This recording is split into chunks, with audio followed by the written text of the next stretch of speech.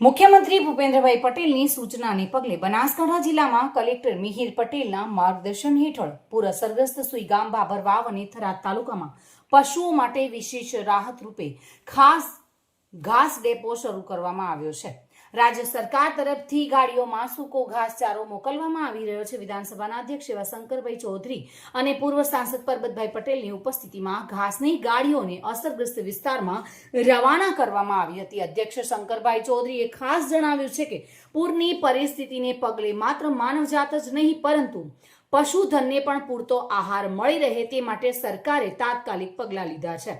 પશુપાલકોને સ્થાનિક સ્તરે સરળતાથી ઘાસ ઉપલબ્ધ થાય તે માટે તંત્ર દ્વારા આયોજનબદ્ધ રીતે ડેપો ચલાવવામાં આવી રહ્યા છે.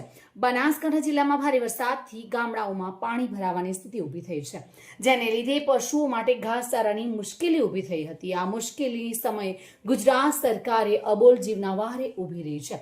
રાજ્ય સરકાર તરફથી ગાડીઓમાં સૂકો ઘાસચારો મોકલવામાં આવી રહ્યો છે. સુઈગામ, વાવ અને થરાદ તાલુકાના પશુપાલકોને તાત્કાલિક રાહત મળી શકે આ કામગીરીમાં અનેક સેવાભાવી સંસ્થાઓ પણ સરકાર સાથે ખભેથી ખભો મિલાવીને કાર્ય કરી રહી છે.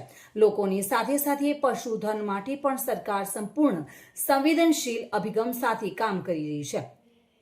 જોકે અધ્યક્ષે કહ્યું હતું કે હું ખાતરી આપું છું કે પૂરગ્રસ્ત વિસ્તારમાં સ્થિતિ સામાન્ય ન થાય ત્યાં સુધી સરકાર અને સમગ્ર તંત્ર સતત લોકોની સેવા માટે તત્પર રહેશે.